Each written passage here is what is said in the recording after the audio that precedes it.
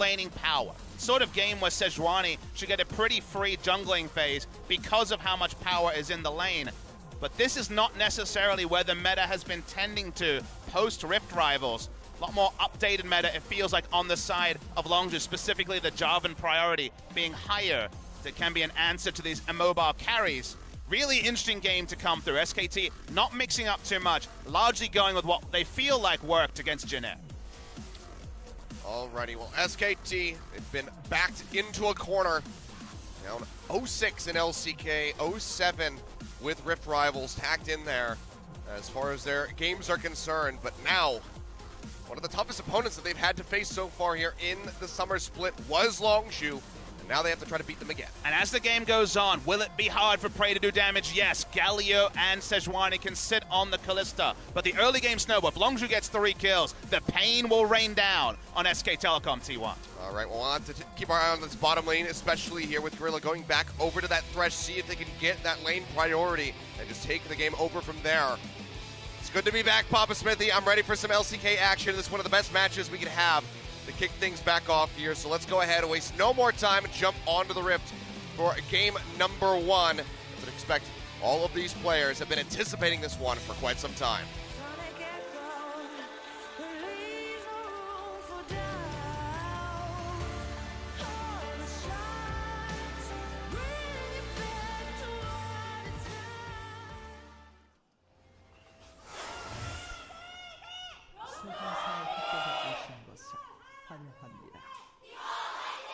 I missed that sound. Well, I missed this desk. I gotta admit, it's getting a little bit quieter each time, Achilles. I missed your face. That's for you to work out. But the T1 fans aren't in quite as unison as they were previously. The Longzhu fans happy. It's not a Prey fan, as far as I can tell. I'm not sure what that was. Well, there's plenty of fans out here on a very hot Thursday afternoon for what hopefully will be a great series. Again, Longzhu SKT in the first round robin was one of our big highlights. We didn't get a Telecom War, but we got SKT Longzhu. The second round robin, we get both, so we're getting greedy now. Kilios? Feels good. Mountain Drake going to be the first one that we have. Starting off on the Rift, so maybe going to have some extra priority down around that bottom side of the map. Try to pick that up. A lot of safety in the lanes for SKT. Longzhu have good pushing lanes, strong engage, but they will have very big struggles in the late game trying to push damage through Sejuani Galio. Even early with a Cinder Hulk and the damage reduction from the Galio ultimate, it's very difficult for Talia and Kalista to put damage through them unless it's early enough in the game. One item, sure, but 2-3 items, then the insane tankiness will be a bit of a headache for Longzhu to deal with, but Longzhu have been very good in the early game, largely through things like Jace, so the Jarvan is a bit of a different experiment for Khan. Saw him poke down around those Raptors, didn't get to harass out. Peanut was able to just go ahead and start up over by that red buff. Now just going to be pushing straight down into that bottom half of the jungle. Nice. Cuz is going to be really empowered. As Sejuani, you always start a big buff because of how your passive interacts with the permafrost. You start a auto attack and you get the percentage HP damage on a red buff and you are able to take it down. So it's always a big buff start for Sejuani. It was in a ward as well, so Kuz is really empowered this game. He basically has almost complete information about where the Sejuani will pop. Whether or not, again, translate that into some nice early kills here for his team. It's going to be yet to be decided. That is going to be the idea here for him as he gets rolling. We'll see where his first visitation is going to be a bit hard to get a gank off onto somebody like Faker, just given the tankiness. Expecting the Sejuani to go for Scuttle Crab after the Wolves, but he skipped Gromp. May actually be going over to his Wolves. He's not below half health. Finally finish this one off. Will be walking forward, because going to spot this out. Rotates able to walk up. Away. Yeah, and he's just going to stay out of vision. Remember, he has his full damage rotation up now. Here we go. Yep. As the Drunken Rage goes forward, gets the flash immediately there for Peanut. As some of Longzhu's level 1 plans have been genius. This game especially, read SK Telecom like a book. Warding the big buff, know that he'll start on a big buff. Basically reading the jungle pathing. Bot lane, Wolf taking a lot of damage. Yeah, it's going to flash to the side. Throwing out that Ignite slow up comes through here from Prey as he throws out the Ren, looking for a little bit more damage in onto Wolf, takes him very low. And now Peanut will be arriving here in the bottom lane, but just going to go ahead and use that assault to just dash himself back over the wall. Doesn't find an opening. this is the part where Longzhu will have pressure in at minimum 2 lanes, and given Rumble's longer cooldowns, Jarvan actually does a pretty good job of pushing in the Rumble early. So it is kind of the sort of paddock where Cuz, with his basically full read on the enemy jungler, can make of the game as he will. Peanut does go for that Scuttle Crab finally, doing some Metal Gear style plays around the Kalista Sentinel. It's pretty hard for Sejuani to dodge the cone there. Yeah. No, I mean, you think back to Bengi's dodging with his Nunu. Oh, good times. Wrapping around High multiple Worlds. sentries. High at Worlds on his Zed as well. There's been some good plays around this sentry from Kalista in the past. But Peanut, yet again, going to be rejoining down to the bottom side. Looks like he's just going to go ahead and recall. I mean, Peanut cannot be greedy. He really has a lot of headaches to deal with the Sejuani drafter, even though his lanes are strong. Early game, they'll be pushed in. Rumble, for this moment at least, able to push in. His flash is down, so he wants to queue into a camp for DPS and then could just instantly die to a Gragas, who has spent most of the game getting now perfect vision on the blue side of SKT. BDD gonna look to start things up here. An early roam. Khan has his E in 3 seconds. Doesn't have the Dragon Strike here. Waiting for this one to come through. Can they get the knock up? TP will be coming through from Faker in the base. Is he going to complete that? No, last second. We'll go ahead and cancel that one out. So they get the TP. They don't get a flash away from Antara, but still have to be pretty satisfied with that roam. And because of the TP timing, actually BD is able to go back and buy and get to lane before it's going to be heavily shoved in. So he does still get a free back, and teleport is just burned to relieve pressure in the top lane. So pretty decent trade. Longzhu trading up, but in kind of micro victories, right? They're not anything to write home about.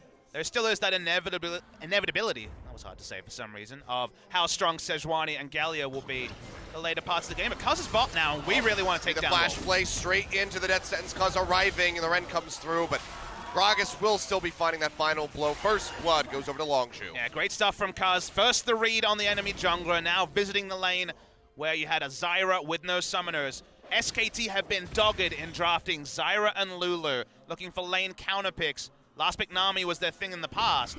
Been all about the Zyra and Lulu, and they've been losing more often than not, as Cuz and Faker have a quick love tap in the side. They just do no damage to each other.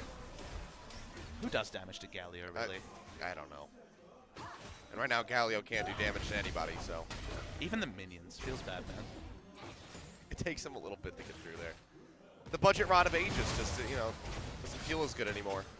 I only do see the second Dorans just because of the AP values to clear, but even that is up in the air. Galio just gets super tanky. Kuro was the prophet, used to know no Doran's Ring build, even when Doran's Ring was broken, or maybe he was just slow on the meta, hard to read, but that build is certainly the staple now. Yeah, I can't really tell with Kuro, because, I mean, on one hand, it's like, well, maybe he is just slow on it, but at the same time, he's our highest MVP at the moment. Interesting choice by Khan. He actually rushes the Spectre's Cow. Usually we see Tiamat, we see Phage. Yeah. It's not always a Rumble matchup, but you usually see offensive itemization to match wave clear, so that you have both the Q and the Tiamat proc also to push. This sort of suggests to me that he kind of admits that he's going to be taking a lot of damage. Usually when you see Spectre's Cow, you're not really chomping at the bit if you're Cuz to be ganking for that lane. It's more a survival choice in an extended laning phase. So we'll see if that translates to largely bot side play, which admittedly has been Cuz's playbook so far. Well, you mentioned that already, you know, working his way around here. Peanut very low. We'll have to go back to base, and it's going to take him a while to get down to this bottom lane should a fight break out. Cuz just getting rid of the Grump for now, and maybe just, yeah, we'll snatch up that blue buff. Nice timing. And the wave pushed in at the same time. So far, the coordination with their jungler that at the start of the season wasn't always great, you'll remember, has been super good so far in this particular game and has gotten significantly better over the season. Cuz hit 6 off the blue buff, so could potentially make a visit bot lane, but no Fate's Call available just yet. In fact, there could be 4 here very quickly. Well, just spotted out. We'll go ahead and clear out that ward. Do have to respect Galio's Hero's Entrance, so teleport and Hero's Entrance up from Faker. Nothing wrong with pushing up, posturing, and putting the fear into the minds of SKT. I mean, fear, you know, not something that they're really used to playing with, but as of late, it seems like that is much more the case. What is this new emotion I'm feeling? It feels like losing. I was not previously programmed to experience this.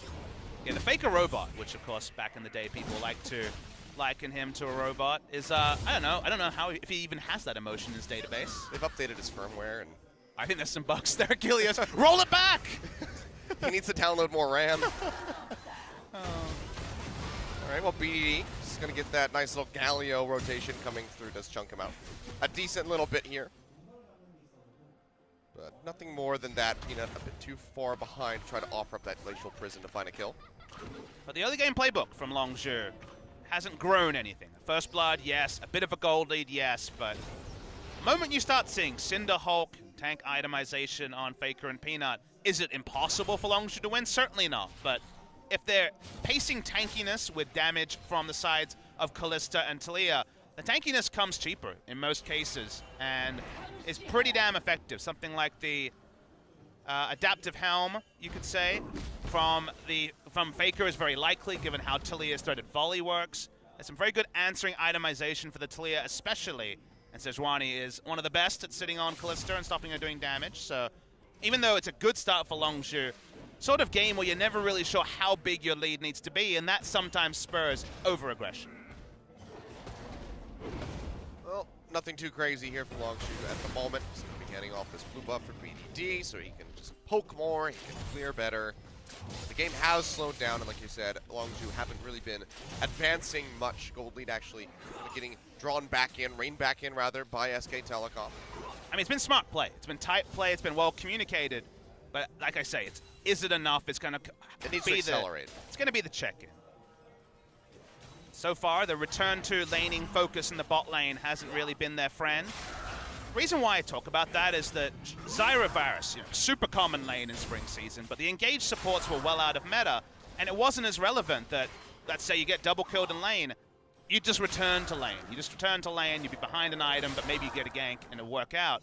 In this meta, your Thresh or your Braum, you're able to roam and make plays around the map. Moby Boots 900 gold, you can make things happen. It's a very different meta, and with Engage coming from the jungle and support, and even the AD carry with the Fate's Call, there's so many different ways to kill a Zyra and Doran's Shield that these are sort of things that can happen. Well, it's going to be the Weaver's Wall coming through. Wolf immediately going to flash over. We'll get that TP from Faker. That wasn't a good teleport from Faker. Actually very poor, you'd have to say.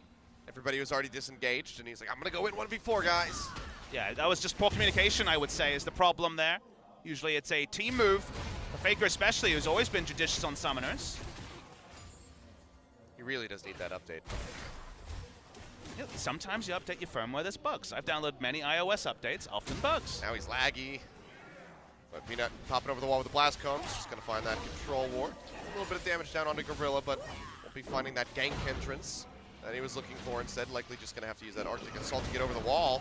Wilson Cast will come through. Hero's entrance from Fakers. The lockup does come down from that Glacial Prison, but now that's going to be the Lantern dragging him out. Hook not going to connect in onto Bang. TP being completed for Khan. Will arrive, throws down the Cataclysm, and Wolf will get locked into the pit, and he's going to die. Prey picks up his first kill.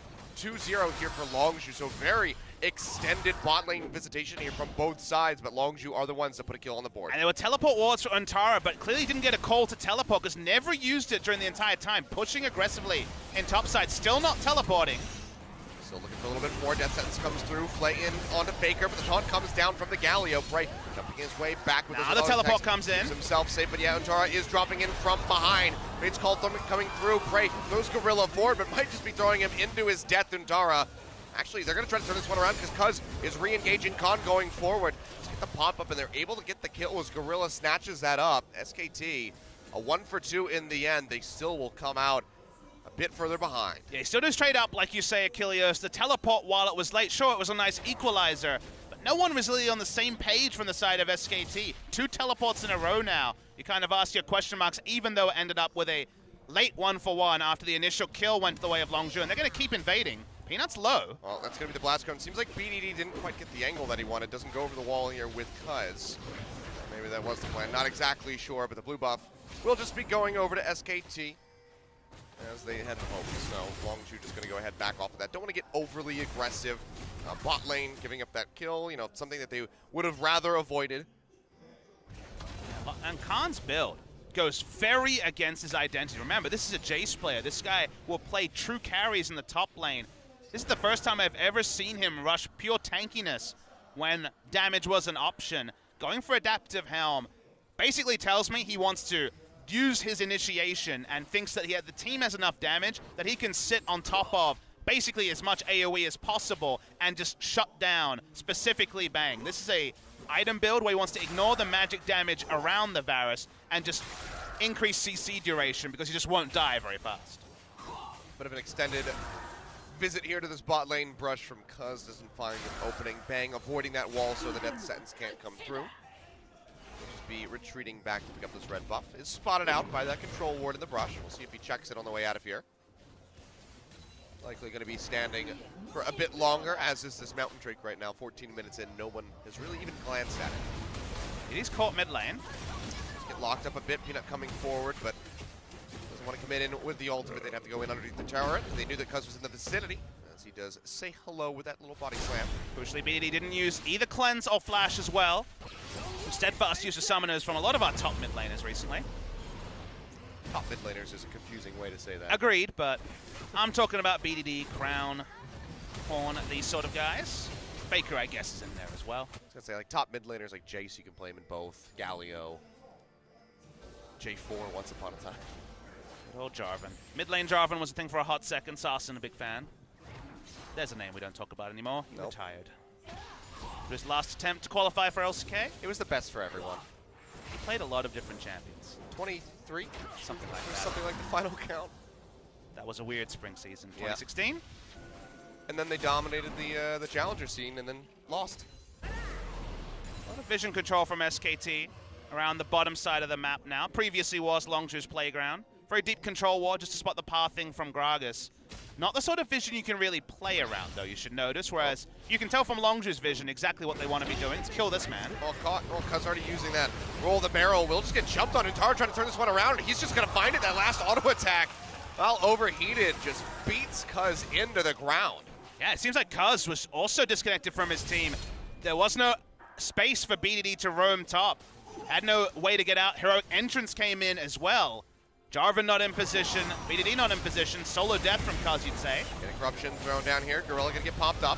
The Strangled Thorns, now you can see the death sentence ready to come through as the Fate's Call will come out. Gorilla arriving into the fight with a flash forward. Faker finds a double taunt, and they're gonna go down. Double kill going over to the Galio. Can't quite chase in underneath the turret to finish off BDD, at least not at the moment.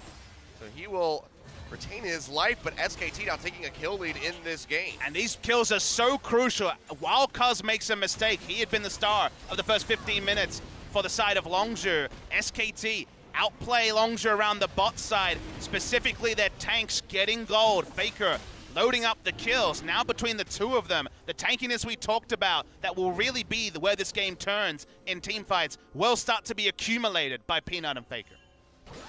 Cuz going over the wall, it's enough for SKT to go ahead and peel back away from that Dragons, who still will be standing for the moment. As the TP comes down here from Khan, needs to arrive swiftly to stop this turret from going over, because first brick has eluded us thus far. Something that Longzhu would have expected given how the early game went, but SKT have stood firm. They have not been making sort of decision-making errors they had in their 3-loss series in a row in the LCK. A lot more steadfast, and their draft answers Longzhu super well in fights. So while we were appreciative of how well Longzhu played around their jungler specifically in the early game, headaches start to come through from Longzhu. Oh. Peanut. Yeah, he is in vision, body slam coming through. Faker now arriving, but Peanut just takes so much damage, and he will get finished off as Cuz finds that kill. So tying things up here, 4-4. Still a bit of a gold lead here for Longzhu, but it's the same gold lead that has been there for a very long time. They have not been able to grow it. And it's also the side of the map where they'd invested all their control wards and vision, and it's really only a 1-for-1 over time, given that was Neo, where Cuz died, taking the Krogs just a few minutes ago. So they've invested all their vision budget into taking this top lane turret, into making kills on the enemy jungler.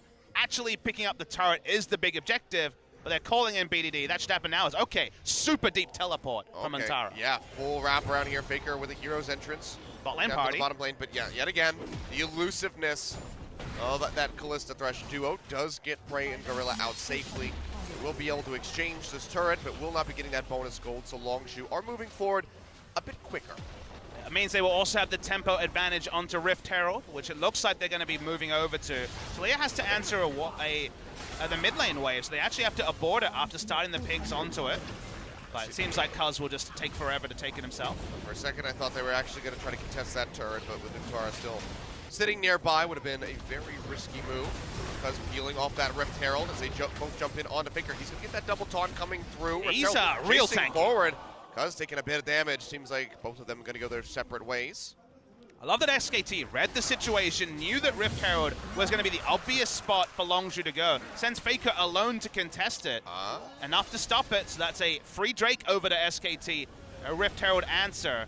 All right, BDD just playing defensively here for his squad, just throwing down that Weaver's wall to make sure they can't chase forward. But let's talk about what SKT was able to achieve, because just from Faker walking up, even though he had Hero's entrance to use as a global if something else happened elsewhere, no longer could Longzhu play around their strong side, which had been the top side of the map where a lot of their control wards were and where their advanced vision were. They couldn't take the Rift Herald, and then they were forced to rotate through where SKT had put all their vision, their own red side jungle, and that's why BDD was so defensive, had to throw down the wall, and so basically SKT changed the path of battle, the field of battle, to where they were strongest. This is not the SKT we saw the 6 games in a row, so it's nice to see already they're playing around their strengths rather than minimizing their weaknesses, which unfortunately has kind of been the recent story. Yeah, this has been going back to the SKT that we saw versus Longzhu the first time around. I mean, SKT are the ultimate team where you get no free lunches. This is the team that always, even if they lost the early game,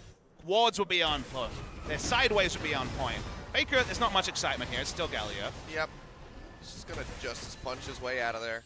And that was kind of the thing, was that SKT were doing some interesting new things, but their standbys were the things that were letting them down. Their ability to set up so cleanly and so smartly was letting them down. This game, it's tightened up pretty significantly. Longzhu still looking to go ahead and advance as much as they can. Go ahead, start this engagement down onto Faker. The play comes back through. He's just more interested in clearing out the wave, but now BDD's wrapping her up from the side, as is Cuz. Faker going to be completely surrounded as the turret goes down. They pick up the kills, going to be the question. Play yet again coming through. The box gets dropped. Cuz goes in. Nice sidestep. But yeah, Faker not going to get caught up in that one, and he's got the hero's entrance to take himself out to safety. The flag and drag not quite going to find the knock-up. That's the Cataclysm coming through, and Khan will go down. They do trade in onto Faker. Wolf also falling as Longzhu tries to keep trading up, but it's a double kill over to Bang, equalizing the count, making it a 2 for 2. A 2 for 2 in a 5v4. Super good plays from Faker to dodge all of the initiation and pick CC. And by the time Khan went in, he acted as if he had a Black Cleaver Tiamat. He's gone a tank build. He's only an initiator. So a decision-making mistake by Khan at the end. The start of it is fine. The moment that Faker had to use his first taunt to stop himself being dived, it was going to be a free turret. They already got the free turret, but then they get greedy. Khan feels like he can kill Faker, but he still has immense tankiness, and Khan doesn't have the damage. Following up and doing damage to a backline is not what Longzhu's comp does well. They don't have Hurricane. They have a Talia and a Callista hitting the closest target. Big mistake there, though, is Bang. Yeah, Bang pushing up here in the mid lane, gets chunked out, has to use the flash. So a lot of summoner spells used here from SK Telecom. Those last skirmishes, just a flash out from Khan. All that we really saw from the side of Longzhu. But SKT were able to pick up that top lane turret, and yet again, they're just keeping this around 1,000 gold pounds. So they are very much in this match. And it's a different role for Khan, who 7-0 Jace, 4-1 Renekton. Both those champions don't really shoulder primary initiation. They're about pressure, but they're not necessarily about starting fights. He goes for an item build that is focused on initiation, and then he actually makes a mistake that baits his team into going too aggressively into an inner tower and a very tanky SKT lineup. So with the J-Span, which was the big adjustment in the first round, Khan has to do something different, and that was one small area where Khan is disconnected from his very high ceilings we've seen elsewhere this season. Longzhu now looking to knock down this final outer turret. It's already about 50%, but the wave clear from SKT is pretty significant. What with that Varus coming through, Faker looking for a taunt, doesn't find anything. They will hold on to that turret for a bit longer so far. Good CS leads for the side of Longzhu, who have been able to, as they've been rotating around trying to help Peanut in the early game, and just at the 2v2 laning phase, been able to do very well. But doesn't mean 2 items on Callista, with the QSS has delayed her power spike, which for now makes her less formidable in the 5v5, and those tank itemizations, they're coming, Achilles. Poking his head in from behind. Bray gonna get jumped on. He's able to take that dark passage out to safety. Now Khan's gonna be completely locked out. Wolf will be the first one that goes down. Just a bit too far forward there with that Zyra. Takes that one with his life, but can Longzhu get more? Can they even get the turn? It's gonna be the question. A big equalizer coming through from Antara, and they're going to scoop up a kill in onto that Kalista. A double taunt yet again comes down from Faker. They get Gorilla Khan one hit away from dead. Can they follow up for it? Seems like he might just get himself out of here safely. As BDD and Cuz try to retreat, they have the wave clear to maintain a hold over this turret for the moment, but SKT yet again trading up. Cuz going forward, looking for something as the barrel roll nearly kills Faker. There's a teleport coming through from Khan. Doesn't have much mana, but the Khan TP is coming through from the backside. Tries to get the prediction, but doesn't do it, but Faker is still going to be dead. A nice little fancy play there.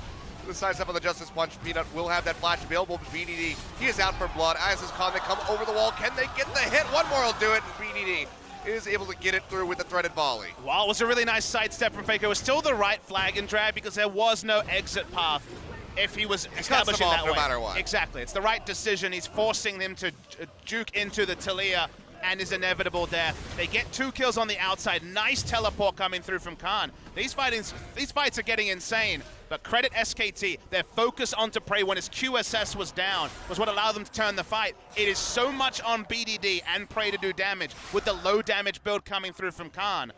They took him down. It went even. Longzhu still are in the driver's seat, but SKT are at least fighting. It looks more like the old SKT that we know and love.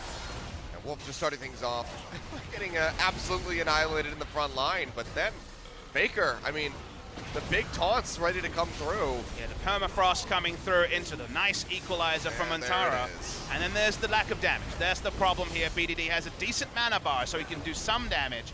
Not enough to actually turn things. Khan's teleport back in was the big factor. So the picture-in-picture, the Infernal Drake does go to SK Telecom. Yeah, are able to pick that one up, and it seems like we have another fight breaking out. And it's the picture is a bit too small for me to try to cast off this one, but no, GM, give it to us. There we go. We flip back over, and BDD is going to be the first one that goes down in the fight. Hero's entrance now from Faker gets the pop up in onto Gorilla. Prey's free hitting. Desperately tries to turn this one around. Prey is free hitting, looking for a kill onto Antara. It's a big win. Gets rid of Faker first, and out Antara will fall. Double kill going over to Khan, so they lose out on that Infernal Drake. We're going to have another replay. Probably miss another fight, but Longzhu, they kill 4, and now they're looking for Baron. Unfortunately, we were on about 3 inches of monitor here, Achilles, with our small monitors and the picture-in-picture.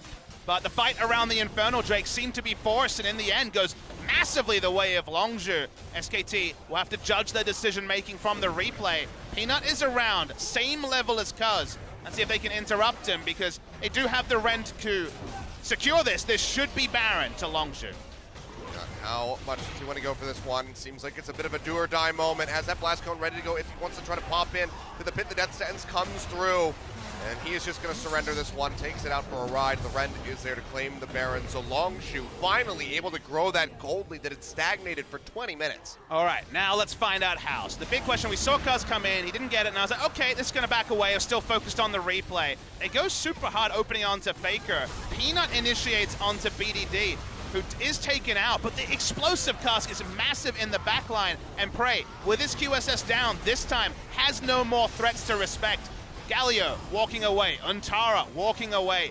This is what Kalista can do in an early fight. If she gets free targeting, she is able to clean up teamfight. She is truly the snowball early game teamfight AD carry, and Prey did his job. And again, this is one of those things that SKT didn't really respect or maybe expect from Longzhu to first pick this Kalista legacy pick, as you say, but they go right back over to it, and Prey, he is having one hell of a game, 4-3-5 at the moment. I actually disagree with that analysis. They had to know it was likely, but they thought they had the answer. They thought Sejuani Galio would be enough tankiness and just say, okay guys, it's a Kalista, wait and we'll be fine. Eventually we'll be fine. The fight around the Infernal Drake doesn't go the way they expect, and by the time it does, Kalista is able to actually win a fight when she was strongest. All-out siege mode here now for Longzhu, trying to knock down these inner turrets. Won't be able to do so. Still the wave clear, even with those Baron-empowered minions, is very strong from SK Telecom. It's just going to be a bit of back and forth between this mid and bottom lane, but it seems like Longzhu will have the break this time. Yeah, the problem in the previous fight was everything being used onto BDD. Sure, there's 2 squishy, consistent DPS dealers, but this is the time in the game where Kalista has to be priority #1 above all else, and the moment Kalista didn't have constant CC and constant threat on her, she was able to win. So it was just a decision-making mistake. They feel like they can contain the Kalista, but they gave the Kalista a bit of a bounty of gold, and that may be difficult, at least for the next 5 minutes, until another tank item comes on to both the front lines.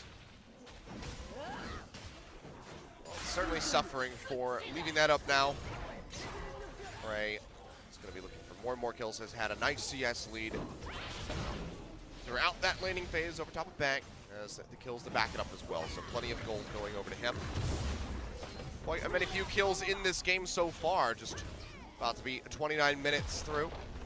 Bang does short a lot of the damage on the side of SKT. We've been so focused on the Kalista and the Taliyah, we have to remember that the damage is largely gated around Bang, being able to put out massive damage in fights. He is 50 CS behind, even with Zyra as the support counterpick. So losing lane this significantly for Bang and Wolf has certainly not been a staple of most of their ascent over the past couple of years. And Varus always does have damage queries. There is still a Jarvan that can make his positioning almost impossible in a team fight. So battle of the AD carries the next fight. It feels like whichever team has the AD carry lead should inevitably win the fight. Well, now push forward here. Faker going a bit too far up. We'll have that double taunt yet again, trying to keep himself safe. Justice punches out away from that death set. So will not get locked down, but Longzhu seems like they want to go all in to knock down this final inner turret. Looking up. Pushing forward. Baron buff getting ready to expire. Death Sense comes through in onto Peanut, but he's very tanky there with that Sejuani. Keeps himself Weaver's safe Wall for the already moment. used, try to keep them cordoned off. They will take free damage, but no more for now. I mean, BDD just has him backed into a corner, and he's just pelting them with rocks. So several of them do get chipped down to around half HP.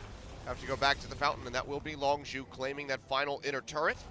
Just the inhibitor ones remaining here for this squad. But in the meantime, seems like they're going to go ahead and go back, spend this gold that they got, and then get prepped for that Infernal Drake that's going to be spawning in a minute. Isn't it amusing that a year later, because Taliyah, of course, was massive this time last year, just before her nerfs went live. The nerfs went live just around the playoffs in summer 2016. And it was because, well, she pushes every lane in, and then she's basically Twisted Fate with more damage. Now this year, actually the use of Taliyah in summer season has been totally different. Sure, the shoving is still true, but it's honestly a bit Rumble-esque where you walk up to a turret, you put down the Weaver's Wall, it might as well be an equalizer, and you get a free objective. So the objective trades keep going well for Longzhu because they're smart with the use of the Weaver's Wall. It's no longer that global, which it can be, but almost every scenario it's used to secure objectives as Longzhu continue to rain down turrets. They have 6 outer turrets and inner turrets down. It's only the base turrets that separate them from breaking the base. So what you're saying is nerf Taliyah.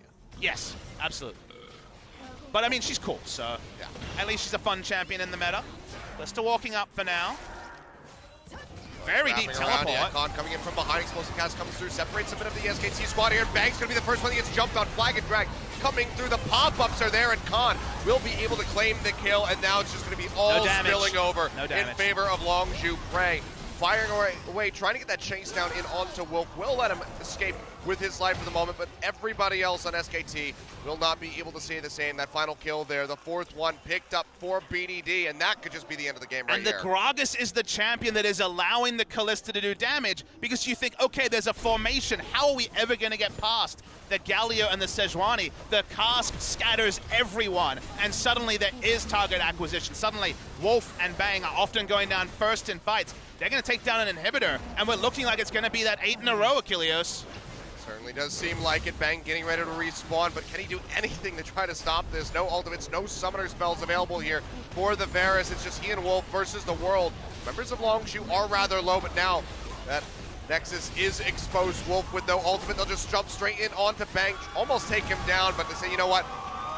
Let's not get too greedy. Let's just go straight in for the Nexus, and that is the 8th straight game loss that SKT has suffered. And the weird thing for SKT fans is that it was better. There was adjustments, there were improvements, the draft was sound to a point, and yet they still lost, and yet Longzhu was still better. The team fight phase where they ignored Kalista for a single fight allowed enough items to come in, and then Cuz, with the on-point Gragas cast, scattered the troops. Suddenly, one of Wolf or Bang was the first person to fall. And that was the big problem there. And also, you have to look back at the draft and say, they keep trying to last pick for bot lane, and it keeps failing. They keep losing lanes with a bot lane support counter pick. That should not be acceptable at the highest level when it's Bang and Wolf. They keep investing in these range supports to try to get them through laning phase. And